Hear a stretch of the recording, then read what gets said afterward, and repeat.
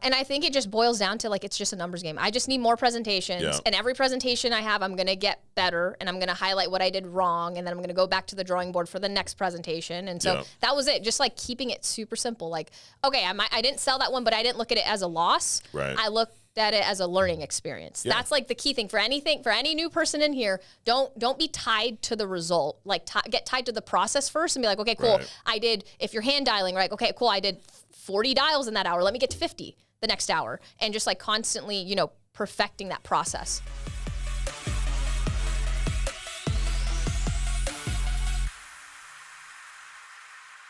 All right, welcome to the next level. I got a special guest today, Desiree Blas. Blas. I had it right on both podcasts, Yes. Desiree. Yes. Well, thank you for joining us. Thanks for coming up. Thank you for having me. Coming across the country. Yep. How long was your flight? I mean, travel time was like maybe 8 hours with like the layover and a 3-hour time difference. So, so it's fun. Still waking up. Yeah, you're still waking up. Yeah, it's actually back home. It's like, what, 7 in the morning right now? Yeah. And I got up at like 5, so 2 a.m. over there. Yeah. Nice. Well, I appreciate you coming in. So in the next level, we're talking about some sales stuff, which you, on your True Talk, you said you will hit Hall of Fame this year, personally. Yes. I don't doubt you, but I just want to put that out there so everyone, I mean, Hold and me that's, to it. I'm partly joking, but one of the best things you could do with your goals is make them public. 100%. One of the worst things you could do is make a goal and not tell anyone. Yeah. I can tell you what's going to happen. You're not going to hit that goal. Yeah. And that's like a statistic. Like it's proven if you write it out, you share it with somebody, you bring it to the universe, you have to, it's holding yourself accountable even more. Absolutely. Now, it's not guaranteed you're going to hit it, but now you've put it out there, it becomes real. Right. I don't think it's a real goal until you've shared it with some folks. Like, agreed. You know, so you've done that. You're saying Hall of Fame. So I'm going to hold you to that. Hopefully I can hand you a red jacket in February. Right. Speaking of, if you're not registered already, go to FFLconvention.com and get registered for the event. We will be back in Irving, Texas at the convention center. As you've gone to the Miami convention when we were at the stadium. Yes. Which was a disaster for us. Yeah. Now, everyone says they loved it, but it wasn't the most fun convention to plan. Let's put it that way. But this Irving Convention Center is phenomenal. It is. We've been there 2 years in a row now. We'll be back again. And I mean, if we can make it happen, I would stay here until we outgrow this place. Yeah. It's phenomenal. It's perfect setting. Yeah. Absolutely. So January 28th through 31st of 2026 will be there. You can get registered now at FFLconvention.com.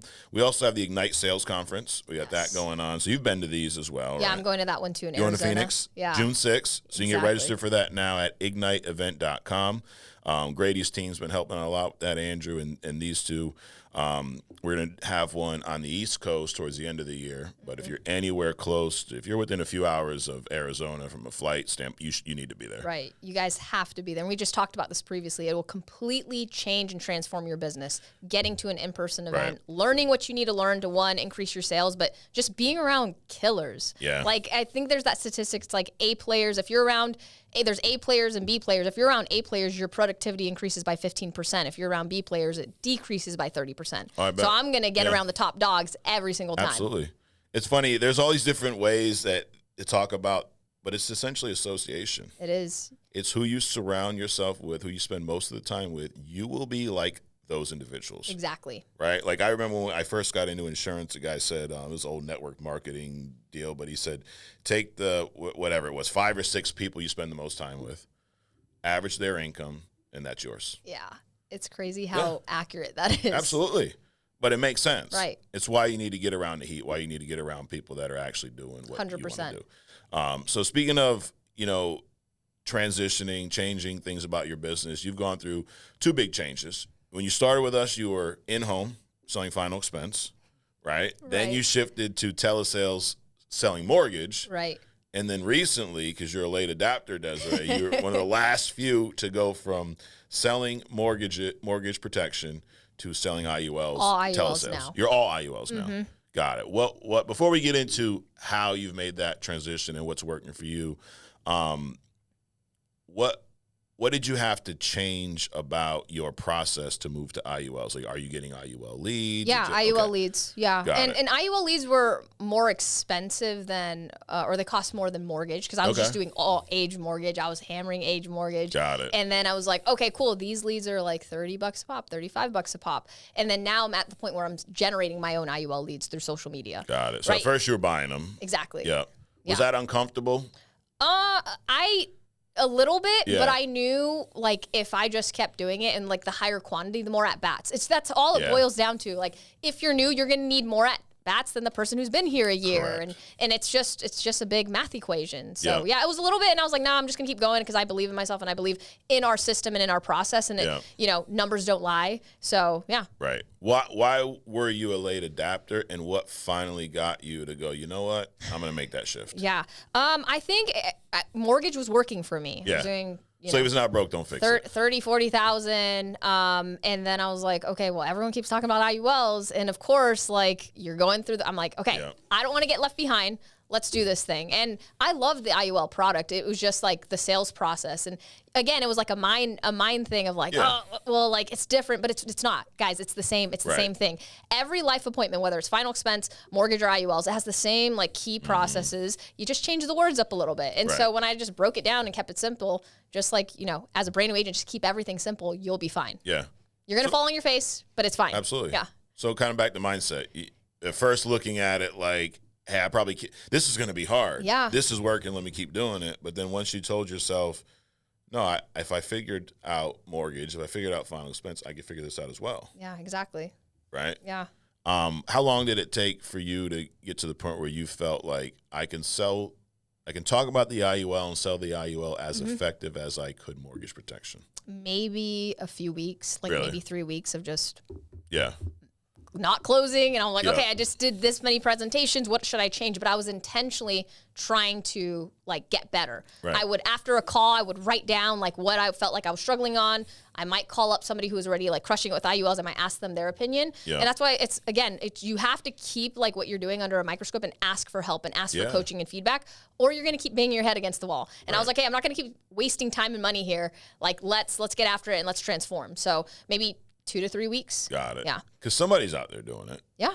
And I mean, not to keep messing with, but the fact that you waited, there's a lot of people out there doing it to reach out to. Exactly. What were the biggest changes you had to make to get to that point where you were comfortable or where you were good enough selling IULs? Yeah, and I think it just boils down to like it's just a numbers game. I just need more presentations, and every presentation I have, I'm going to get better, and I'm going to highlight what I did wrong, and then I'm going to go back to the drawing board for the next presentation. And so that was it, just like keeping it super simple. Like, okay, I didn't sell that one, but I didn't look at it as a loss. Right. I looked at it as a learning experience. That's like the key thing for any new person in here. Don't be tied to the result. Like get tied to the process first and be like, okay, cool.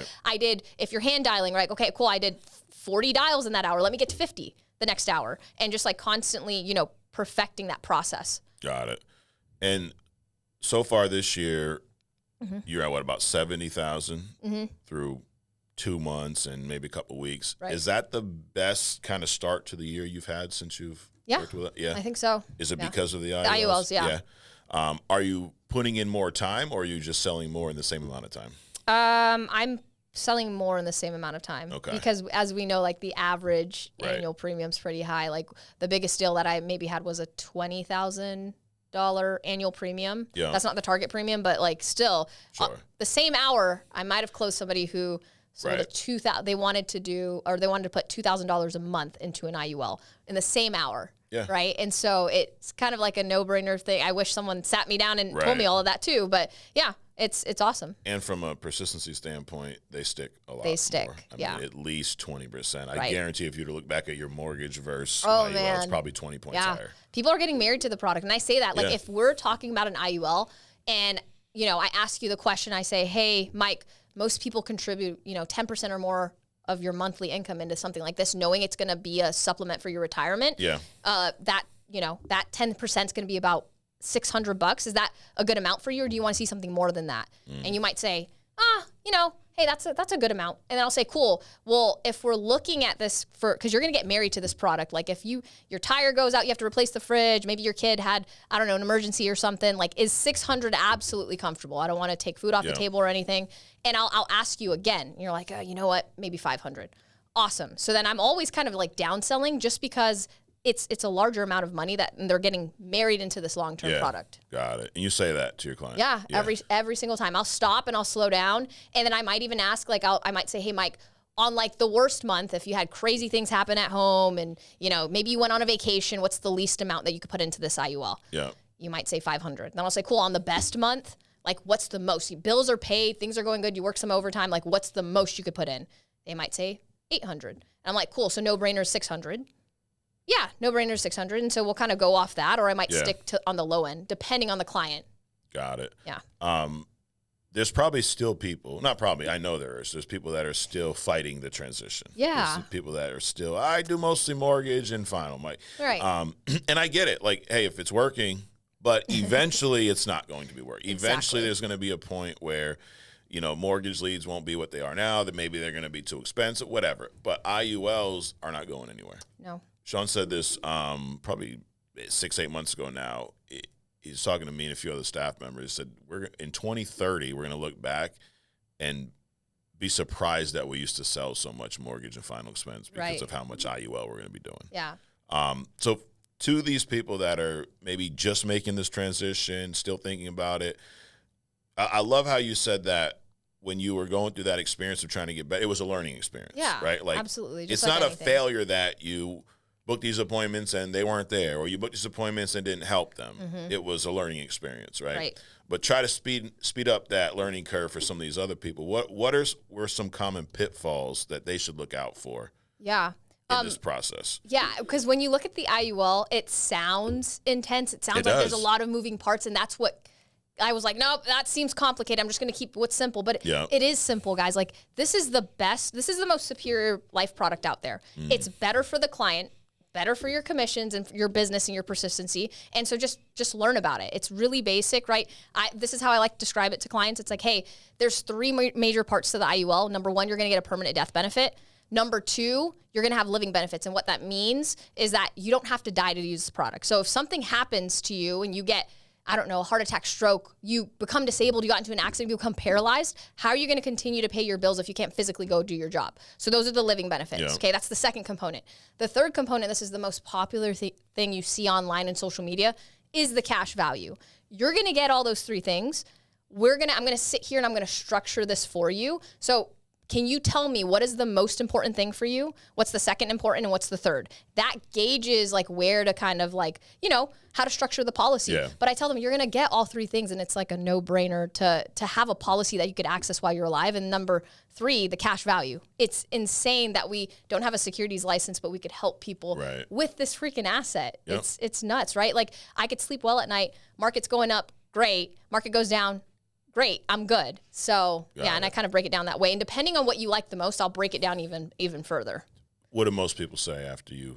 They'll say, because I like to know. So at first, and this is, again, the learning curve, I'll be like, cool, what's the most important thing for you, Mike? And you might say, the cash value. Yeah. Great. Or you might say, all of them. I'm like, okay, that's not going to help me. And so I was like, hey, so can you just, for right now, your goals right now, what is number one? What's the most important? What's the second important? What's the third? And so most people say, cash value, living benefits, and death benefit. Mm-hmm. Now, obviously, before I talk about the bells and whistles of the IUL, I have to make sure they qualify health-wise. Right. We are not talking about all this stuff until I know you can qualify. So let's say you said cash value, living benefits, and death benefit. Then I'm going to dig deeper. I'm going to say, cool, what do you want the cash value to do for you?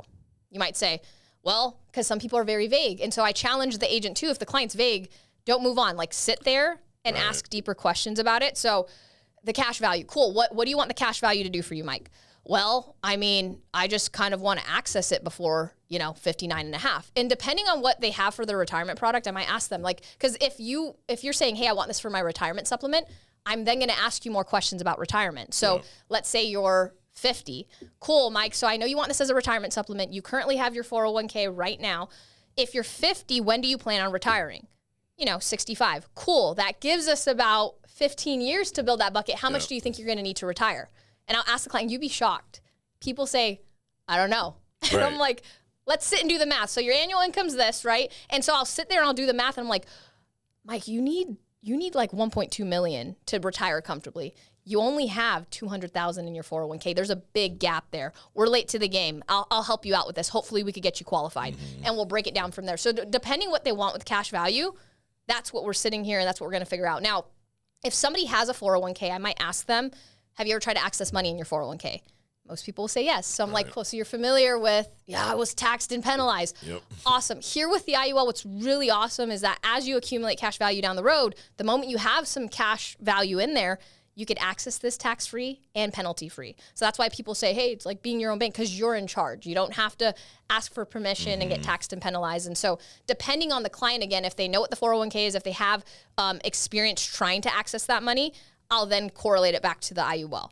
But if it's like super surface level, we'll kind of dig off that. I'll be like, cool, what else do you want the cash value to do for you? But most of the time, if it is supplementing their retirement, I'll ask them retirement questions tied to them. And then I'll ask them if they've ever had experience with their 401k. And we'll shed light on like, what is your scenario right now? And what's the reality of what it's going to look like? Or are you going to be working in your 70s and 80s? Right.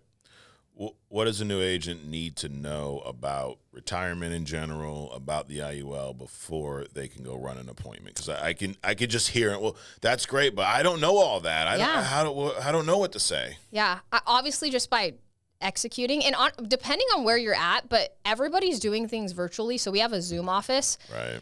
You need to unmute. You need to we need to hear that process. But the basic thing is that we're all going to retire at some point in our life. The average age is maybe 65. You don't necessarily need to know that, but like, what is the vehicle that they're using for the retirement? Educate yourself just a little bit. But that's why we have all these great trainings here with Family First Life. Like I'm on the SRS call every single freaking Thursday. Yeah. That knowledge compounds over time. Like if you're there attending the proper trainings, you don't need to know everything. You'll learn throughout, and then you'll do your presentation. We'll come back to the drawing board. I'll be like, Mike, why'd you say that? Like, what are we doing? Right? So, yeah. And with some of these Zoom rooms or whatever, you can literally mute your phone with the client and go, hey, Desiree, they asked us, what do I say? Right? Yeah. Hey, give me 1 second. Let me check with my manager. Yeah. Mute that. Go, hey, they're asking this. What do I say about this? Yeah. That's why you got to participate. That's the thing. Because, we obviously started in-home. So I had to memorize my presentation. But when you're new, guys, just freaking practice, read the script maybe out loud a couple times, get on the freaking phones. And if you forget something, just say, you know what, that's a great question. Let me put you on hold really quick. Right. What the heck's going on? Like, what do I do? What do I do? And then they'll learn through that. That's the fastest way you're going to learn is by actually doing it. Yeah. Don't think you need to know anything. Everything. I promise you don't. It's just like taking those steps day by day and putting your presentation under a microscope. Unmute. I know it's nerve-wracking to unmute, but would you rather be broke and suck at what you're doing or get better? Yeah. And I'm big on trying to analyze things. Why is it uncomfortable to unmute? I think just have you ever been when you were reading out loud in front of a class, the popcorn reading, and you're like, oh, I have to read out loud? Yep. That's probably what it is. People just care so much what other people think. That's the part. That's it. Yep. But it's at the end of the day, you came here for a reason. Right. And that's why having a strong why is so important, because that why should push you through anything. Absolutely. Because if you care what I think at the end of the day, that's not going to put food on the table for your family. You should be here for your family and then also being there for the client too. Yep. So I know it's a natural thing for people to be like, oh, I'm going to care what other people think. And that's how it was when I was first posting on social media. I'm like, I got to get in front of this freaking camera. And I'm like, F it. This is what I'm doing. Right. This is who I am. So I'm fine with it. And the right people will stay. So absolutely. And what you'll learn is most people aren't focused on you. No, I'm trying to be just, but you're worried about what everybody thinks about you when most people don't even know how they feel about themselves. Yeah. Or they don't care. They just don't care. You're not that important enough for them to care. That's what I tell myself all the time. It's dude, I'm just a speck on this earth. I just want to make it a better place. But no one's what did Desiree say? And oh my gosh, can you believe she stuttered? Dude, I stutter all the time, but I'm still selling at a high level. So yeah. Absolutely. Yeah. But that's 100% right. It's that fear of this person's going to judge me. Guess what? They're also afraid to unmute. Yeah. Hence why they're not unmuting. Right. You're worried about what that person thinks about you? Right. Exactly. Who cares? Nobody cares. And the thing is, it's natural to feel that way, but I just tell people it's just like a muscle. The more you do it, the less you'll care. So if I know I have to get ahead of it, I'm just going to keep doing it. Correct. You have to just trick your brain. It's so crazy. Just gamify it. Be like, okay, cool. Every time I unmute, I'm going to unmute the next 10 times today and make it a game. And then naturally it'll be second nature. Right.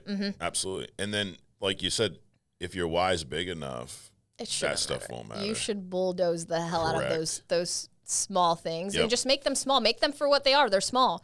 They might be big for you. You might care what so many people think, but the more you keep doing it, the less you'll care, and the right people will stay in your life. Absolutely. Yeah. And if you're struggling with that, maybe revisit your why. Maybe it's not big enough. Yeah. Because if your why is just, I need to make money, that's not a why. No. Your why needs to be specific. Right. It needs to be, what are you going to do with that money? Who are you going to impact with that money? Yeah. Why do you need to make that much money? Yeah. Is it a family member you're trying to help? Or you're trying to get out of a situation you're in now? You're trying to provide a life for your kids, your family that you didn't have. Your future family or whatever it is. Whatever. Like, have a picture too. I always encourage people, like, if you're, because most of us are doing virtual, you're at your desk, like, print something that's going to, like, someone hangs up on you, you're going to quit, or you're going to look at your why. Like, have some kind of image or to remind you, like the daily reminder of what you're doing, if you need that reminder. But you should revisit it very often.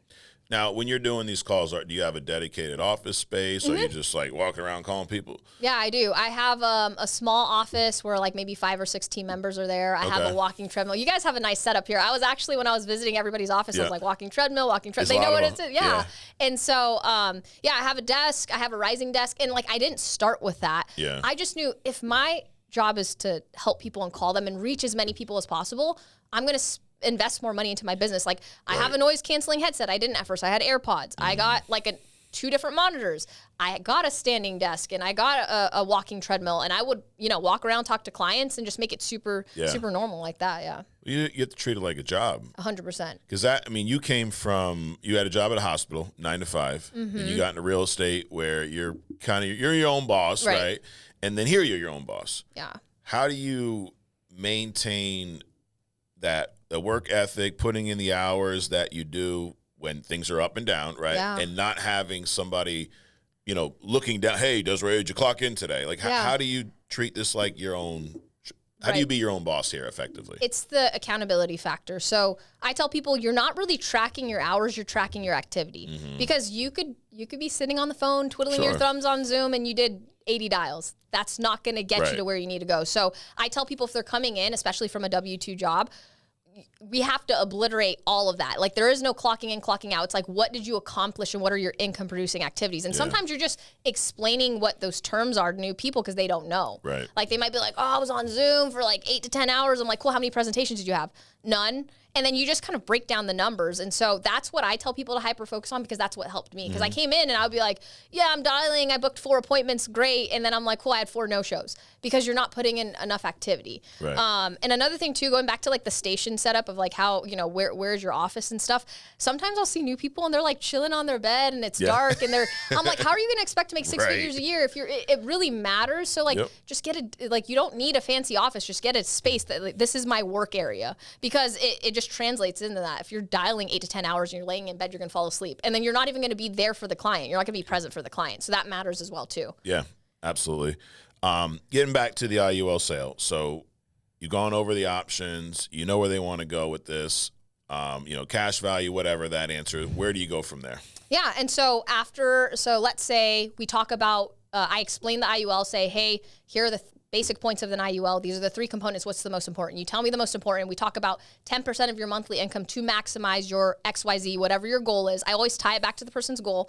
And then I'll say, perfect, let me draw up an illustration. So depending on how much a month the client's, contributing, I'll then hop in, I'll put them on a brief hold. I'll pull up the illustration. I'll break it down. I'll answer any of their questions. I'll go into detail with some of the questions that they have, but I keep it super simple. I don't talk about like caps, participation rates, and all this stuff. Like, keep it super simple. They know what they wanted, so I explain those 3 things. If they ask a question, I'll answer it. If not, cool, let's move on. So you're really loving it, and I'll say, cool. So Mike, the $600, this illustration or this spreadsheet's tied to the $600 contribution amount. Is that the amount you want to qualify for, or did you want to see something more than that? So that's like my closing question. Okay. Depending again what their income range is. Like, if they said they're comfortable with 500, I'm not going to shoot for 800, right? And so we'll go from there, and then I'll say, awesome, I'm going to go grab the rest of the questions for the application, jot those down, and then close it. That's pretty much it. So we talked about the contribution amount. You're good with that. I showed you the illustration, and I tied value to your scenario, your goals,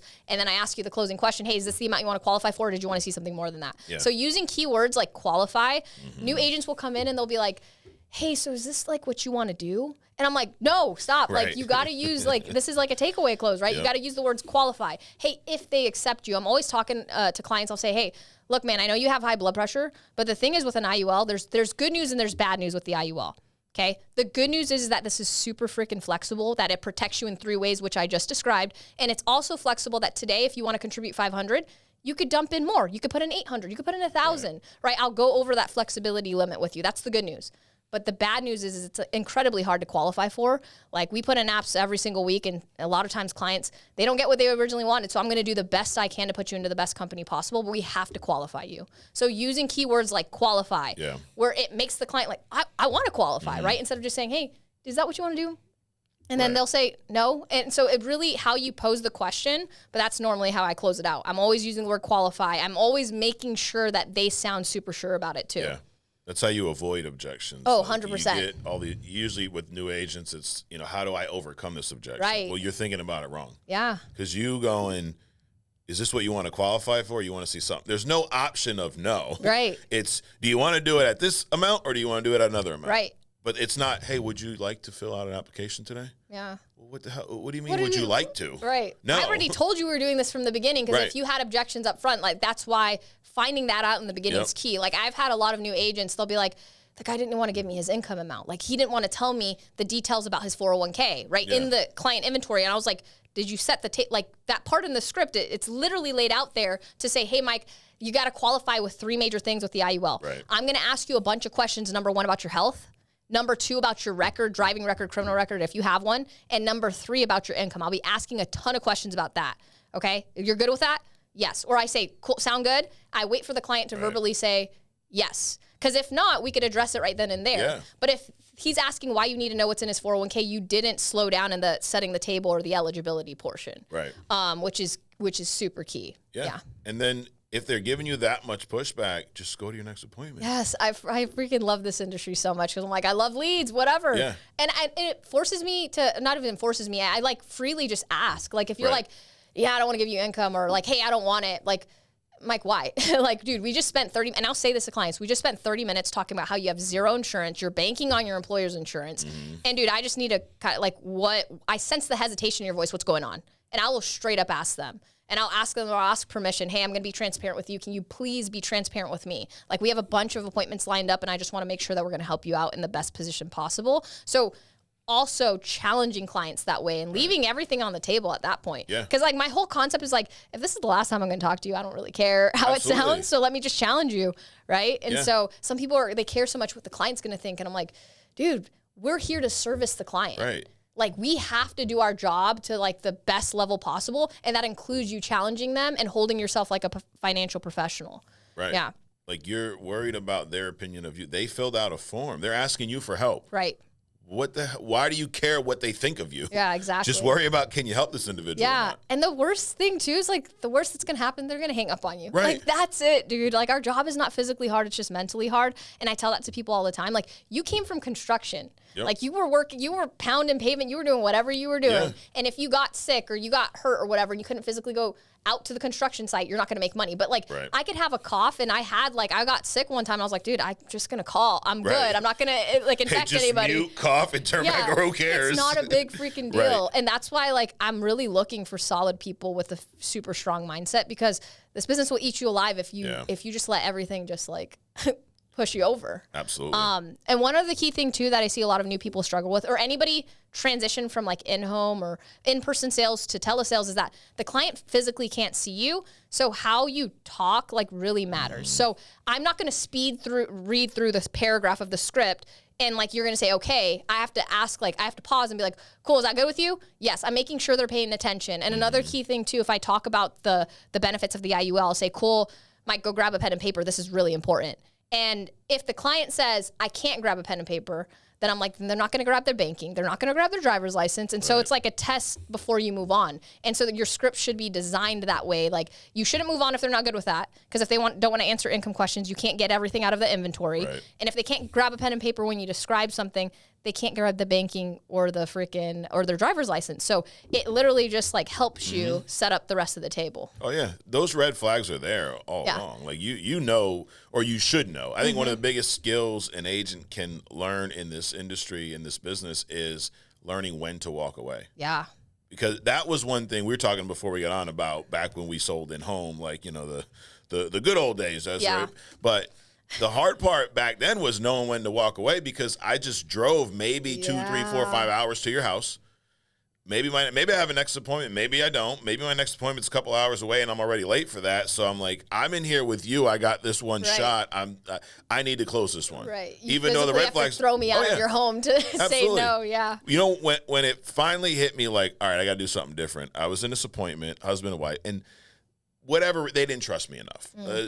That's what it will boil it down to. They giving me pushback when it was time to get the check. Okay.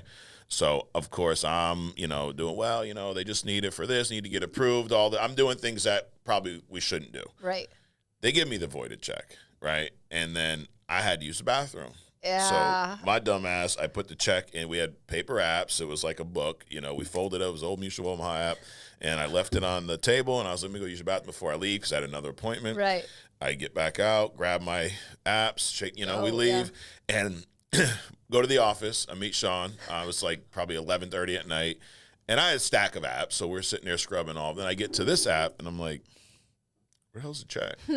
Like, yo, is there a check over there? Sean's like, no, dude, no, they took your check. I'm like, no shit. So they freaking fooled you. Yep. That's crazy. I got up, used the bathroom, come back out like 30 seconds later, and they took the check right out of. But I knew I wasn't like, oh, they're such an asshole. They're this. Right. It was me. Yeah. I should have just walked away from that appointment. Right. And went to my next one. But instead, I was late to my next appointment. I stood here dealing with these people and I screwed it up because they didn't trust me. But knowing when to walk away is a huge skill. Absolutely. Yeah. Now, I learned how to do that in the home. What are some signs on the phone? Because like you said, you can't see them. No. Like I could tell just based off their body language when I walked in that this wasn't going to go. But my stubborn ass was like, oh, no, I'm special. I'll get them to buy. I'll show these guys. I bought this lead, which I should have just up and left. But what do you look for in a phone conversation to know when, all right, you know what, this is not going the right way? Absolutely. Kind of from the get. Like you could talk to somebody, you can tell if somebody's engaged in the conversation. Yeah. Or I might say, cool, what interested you most about the IUL? Like what piqued your interest? And you're like, it just seemed cool. Like super vague. If a client's super vague and then I'm like poking and prodding, asking more questions and they're still vague, that's a red flag. I'm like, cool, he's doesn't want to be forthtelling. And I'll poke a few times. I'm not just going to give up if they say they're not interested. Like I'm going to keep poking around. But it's like, how vague is the client? How dedicated are they in the conversation? And you could tell, because like if I ask you like, hey, what do you have that acts like life insurance, or hey, what kind of private policies do you have? And you say nothing, but we know the beneficiary is the son.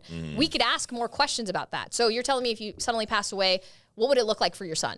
Right. And so like throughout the conversation, you're really seeing how interested or how dedicated, I don't even like to use the word interested, but it's like how dedicated the client is into, helping their beneficiary or whatever their goal is. If it's cash value, they'll tell you, they'll like talk your ear off about their goals. And if they don't, ask more questions. And if not, like, that's kind of where you're like, hey, Mike, I just want to ask you, like, you wanted this information. I could help you design an illustration, but you're not really kind of like, and I'll ask them, like, you were going back and forth. It's very surface level. I want to be the one to help you because we have multiple IUL companies. Remember, you can't just buy it. You got to qualify, but I need to know where to put you in the right position possible. And that starts with you letting me know what exactly you want. Yeah. Yeah. It goes back to addressing the elephant in the room. Like, if they're being difficult, you don't know what to say. Why don't you just ask them? Yeah. Hey, Desiree, we've been talking for 20 minutes here. What's the deal? You seem like you're not interested right now, but you filled this out. We booked the appointment. You told me you wanted to make some change, but you seem very like this. Is there something I did, or are you no longer interested in this? Like, ask them. Yeah. Let them tell you, oh, yeah, no, I'm actually not. Okay, cool. Right, See ya. I'm out. Right. Or no, I am. I'm sorry. I'm just having a bad day. But you don't know until you ask. Yeah. Like when I was asking how to pronounce your name, it's like, well, that's different. Where are you from? Yeah. Right? Like that's people, well, you might offend her. How? No. She knows her last name isn't common. Right. She knows where she's from. Yeah. And if I ask her, she's got no problem. Like, who cares? Yeah. And that's something I learned from convention from Dave Anderson. He said, hey, if I offend you, which I might, like, that's on you. That's your choice. Yep. You might be weak-minded if you're letting somebody have that much power over you because you got offended by something they said. Yep. You got bigger problems than what I just said. It's mainly how you perceive the world or how you, Absolutely. And they say that, like, you don't see the world how the world is. You see it how you look at the world. So Correct. if someone says something, you get offended, that's a you thing, right? And so, I love sales for that reason, or I love this industry because it just forces you to like challenge people. And if they're not good, like whatever, I'll move on to the next. Yeah. Absolutely. And whatever it is that when you address that elephant in the room, you'll realize it's not as bad as you thought. It's like, not. They don't care. I remember I had this client once I walk in and notice he's missing a finger. Right? Yeah. So before I even sit down, I'm like, yo, what happened to your finger? Yeah. And he made a joke about getting bit by a shark, but he was like a machinist and, work accident. So we talk about it, and then we move on. And I actually told him a story. I have he actually just passed recently. I had an uncle who lost his leg in Vietnam. So when I was a kid, I didn't know this. I was like probably 5 years old. We were at a family reunion. I'm messing around with him, and he goes, punch me in my leg as hard as you can. And, of course, I did, and I'm all – so it's like I shared that story, but we had an instant connection, but I wouldn't have known that unless I addressed it. Yeah. And then now how many people do you think this guy has met where they're staring at his finger, right? Yeah. They won't ask anything. No. They're talking to him. What's it? Yeah. Like, that's worse than just going, yo, what happened? Like, he knows his damn finger's missing. He was like – I didn't like, oh, shit, it's missing. Like, he knew this. Yeah. I'm not making fun of him. I'm just – curious to what happened. And most people prefer you ask them. Absolutely. Like 100%. They prefer you do that. 100. Or like if you, for example, if I had something in my eye and you're like, yo, you got something in your eye, right. I would appreciate if you told me instead of being like, but the worst is like you're sitting down having dinner with some people and you go to the bathroom, you're like, dude, I got shit on my teeth. Like no one told me? Nope. Like you're sitting across from me the whole time and you didn't go, hey, Mike, you got something on your... Right. Well, I didn't want to offend you. Like, no, please help me. Yeah, I'm actually offended that you didn't say anything. Exactly. But and my point is, whatever it is that you're uncomfortable about that makes you nervous, that's holding you back, when you do it, you'll realize it's not as bad as you thought. No. You made it uncomfortable. Right. And the longer you sit there and hesitate, perseverate about it, the worse it seems to get. Right. And the thing is, the product that we have, they need it. Correct. So I could be like, yo, you're 55, and I've said this, like, we're late. We're behind. Right. We gotta catch up, and especially if you want to retire by this age, unless you're fine working in your 60s and 70s. No, I don't. Cool. Well, let's address this because you've been procrastinating. Yeah. And like I'll say that most people are procrastinators. Like my job is to challenge you, and no one likes talking about death. Right. Nobody. And it's like it should be illegal to not have a life insurance policy if you have a family. Like it should be illegal. Yep. But yeah, we're forced to get car insurance, but we're not guaranteed to get into a car accident and stuff. But like, if you have a family and stuff and you're financially responsible for them, you should freaking get a policy. Car insurance, homeowners insurance, you have to have, right? Yeah. So they make you feel like you have to have insurance on your phone when you go. Right. I started doing the math. I'm like, wait a minute. So my deductible would be $500, and then I'm paying you $100 a month. I just bought 4 of these phones in the 2 year. Like, no, I'm good. I'll just buy a new phone if mine breaks. Exactly. Yes. Yeah. So I'm advocating against cell phone insurance. Hey, take the money you were spending on that and buy a life insurance policy. Yes. Get a policy that's going to help you build cash value over time, too. Yeah. It's protecting you and growing, like it's an asset at the same time. So it's really like a no-brainer. What it's so crazy is that so many people don't know about the IUL. Like people I know with finance degrees, they're like, I had no clue about the IUL. Someone who retired from Fidelity, no clue what the IUL was. So that's another thing too, guys. You want to, like, you should be passionate about educating people and just have them make an informed decision. The moment you look at it as not like as a sale, it's like, I'm going to close you or I'm not. It's going to, hey, I'm going to do the very best possible to educate you. Have you make an informed decision? Because it's like the beauty is like have the client think that they're in charge, but they're not really. Correct. It's just giving them the power and like, okay, cool. Well, yeah. I used to look at it like it's their house, it's my appointment. Right. Oh, that's good. Hey, come sit at the table. I'd walk in, you're sitting on the couch. Hey, nice to meet you. Let's go to the kitchen table. Makes my job a lot easier. Yeah. And then just walk over there. Or if the TV's loud, I used to do this all the time. I'd be like, hey, I got to lower. I'm hard of hearing. I'm not hard of hearing, but I'm like, yo, we got to lower this TV down. Or if I'm on the phone with a client and it's busy where they're at, you could hear the TV in the background. Don't move on with the appointment, guys. Right. How are they going to pay attention? You're trying to help them get into a policy that's a long-term policy. They need to write this down. They need to pay attention. Yep. So I have no issue saying, hey, I can't really hear you. Do you mind just lowering your TV or turning it off? Like, or I'll be like, hey, you're at a place where you could write something down. Like, this is super important. Right. And I like prime the appointment that way. If I say, hey, this is really important, I'll slow down. That's a good tactic when you're in phone sales because you can't physically see the person. Like sometimes when I used to go in home, someone would be texting and I just stop. Yeah. And they're like, and I'm like, hey, I'm just making sure you're paying attention. Like, it's okay to challenge someone that way, but you have to be very crucial in telesales because you don't know what they're doing on the other line. But if they're not engaged or they're not paying attention, I would say huge red flag, don't move on, right? Because you're going to put them into this product that's long-term. They need to know about it. Right. It's that, you mentioned this earlier, doctor-patient. Doctor-patient mentality. Yep.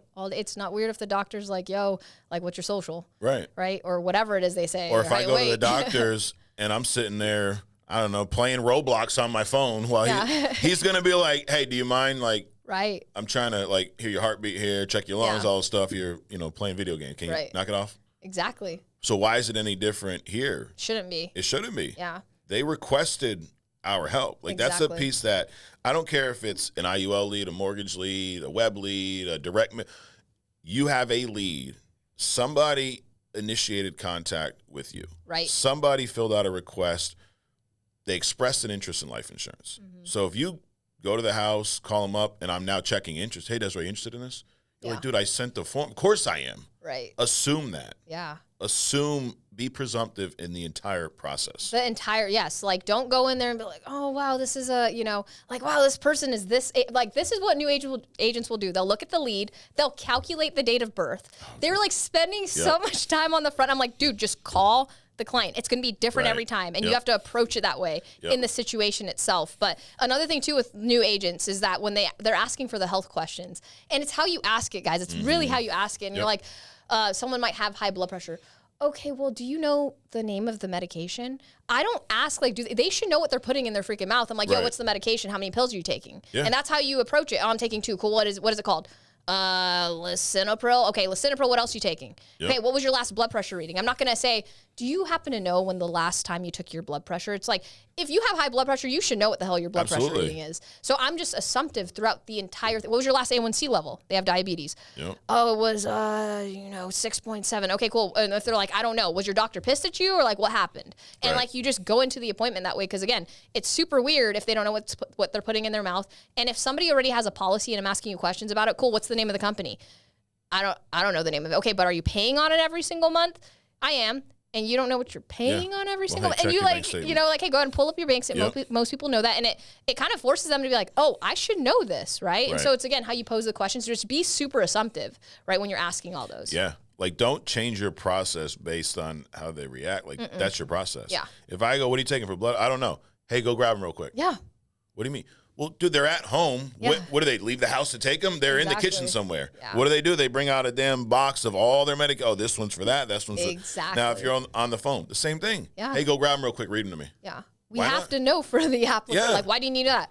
For the application. Right. For the insurance company. I don't need to know anything. The insurance company needs to know because they're going to cover you for $250K if you get approved. So I don't need to know anything. Yeah. And it's okay, again, challenging the client that way. Because if you're like, why do you need to know all this stuff? And I'll be like, hey, man, you're in construction, right? Yeah, I don't know what you do there, but this is how we do it here. Right. Like, this is part of my process, right? Like, whatever you got to do in construction, it's the same thing here. I'm just doing what I have to do as a financial professional. Does that make sense? Yeah, cool. And you address it. Just address it.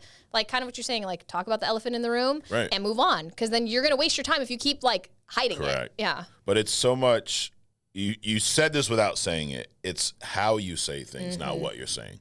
Because there's people that watch these and go, but Mike, I'm saying the same stuff she's saying. Yeah, but you're not saying it that way. Exactly. You're going like, is it all right? Would you happen to have your banking information? Hey, what's the account you want this to come out of? Yeah. Well, what do you mean? I mean that when you're approved, they're going to draft the premium. You pay for it, dude. Right. Like, remember you said the $600?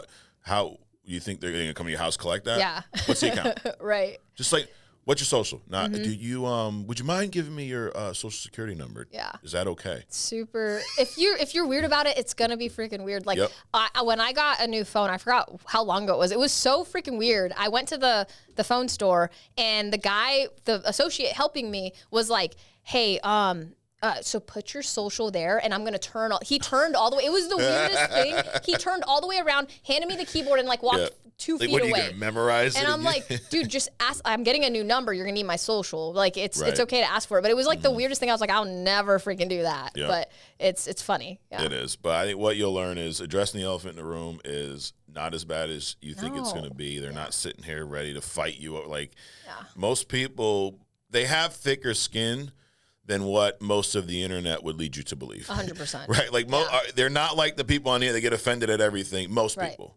Yeah. Especially someone that's filled out their information online looking for a product that you have. They're already vulnerable. They put their data out there for you to reach out to them. Yeah. Absolutely. Well, this was awesome, Desiree. I appreciate you coming up, doing this. Thank you for having me. Absolutely. Again, for everybody listening, like putting this kind of information while you're, before your next appointment, like this stuff really changes the game because this is what's helped me like transform my entire business is just consistently having that habit of like listening to a podcast a day, writing down, like being a master of your craft, right? So thank you so much. Absolutely. And those are some things that have not changed. No. Like you talk about the old days, we did the same thing. Yeah. We had conference calls and things. We didn't have podcasts and YouTube, but we got on training every week. We had a sales meeting in our office every week. We were meeting in person, but we dialed together. Right. So you're on the phone with it. You may mute. Hey, Mike, he's saying, what do I say? Exactly. Hey, putting in the chat. Yeah. Just tell him you're coming in the house tomorrow. Ask him what time he gets. Like we would right there. Now it's all virtual, which allows us to, allows us to grow like crazy. And let everybody know if they're watching this and they want to join your team. You're on social, right? Where should they follow you? Instagram, just search Desiree Blas. Okay. Or, you could text me or reach out to me. I don't mind putting my numbers on there, I think, too. You'll put all your info in the description. Cool, yeah. Yes. Just reach out to me, DM me, and I would love to help. Absolutely. Well, thanks again, guys. Thanks for tuning in. Subscribe, share this. Also, go to FFLconvention.com. Get registered for the next event. Hopefully, we see you there and at the Ignite conference. Appreciate y'all checking us out. You know where to find us every week right here on The Next Level. We'll see you next week.